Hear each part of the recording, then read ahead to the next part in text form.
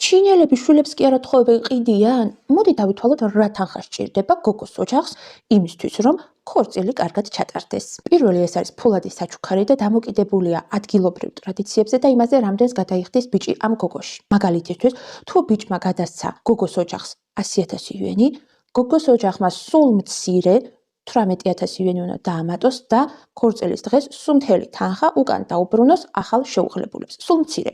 თუმცა ეს შეიძლება გაიზარდოს 100.000 იუენამდე.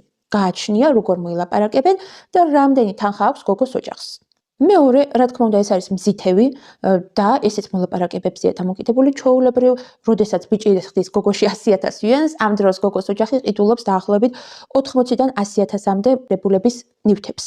ქორწილის წინა დღეს იშლება სუფრა და ამ სუფრაზე ჩვეულებრივ დაპატიჟებულები არიან მხოლოდ გოგოს ნათესავები და ახლობლები.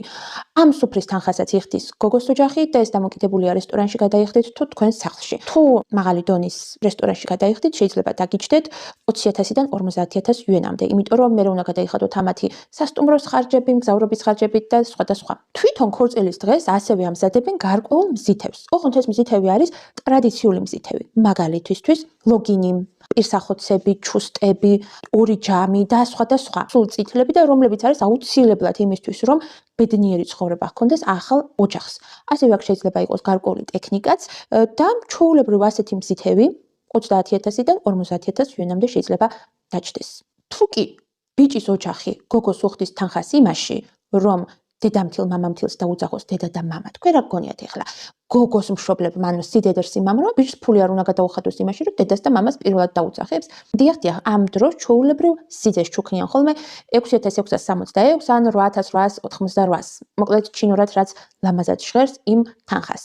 საპატარძლო კაბა ჩვეულებრივ ჩინელ გოგოებს აწვიათ ხოლმე ორი, მათი მშობლების 60 და სხვა ესეთი პაწაპუწა ხარჯები, ასევე ვთქვათ ოთახის მორთვა და სხვა ჩვეულებრივ უჩნდებათ ხოლმე 5-დან 7.000 იუენამდე. ამას გარდა, როდესაც სტუმრები მოდიან ქორწილში, პატარძალი მათ ჩუქნის სხვადასხვა პატარა საჩუქრებს. შეიძლება ეს იყოს ტკბილეული, შეიძლება ეს იყოს წითელ კონვერტში ჩადებული ფული და სხვა. გააჩნია შესაძლებლობას, შეიძლება ამაშიც დაახლოებით 10.000 იუენი დაეხარჯოს. ამას გარდა გოგოს ოჯახმა შეიძლება ახალდაქორწინებულებს ბინა აჩუქოს, თუ ბინა ბიჭის მხარე მიიღეს, სულ მცირე მანქანა აჩუქოს და სხვა. ამიტომაც, მოკლედ თუ ქორწილი ტრადიციების დაცვით უნდა ჩატარდეს, თუ ერთი მხარე იცავს ტრადიციებს, მეორე მხარემაც აუცილებლად უნდა დაიცვას. წინააღმდეგ შემთხვევაში არავინ არ აპირებს, რომ ესე გადასცეს ფული ახალ ოჯახს მარტივად.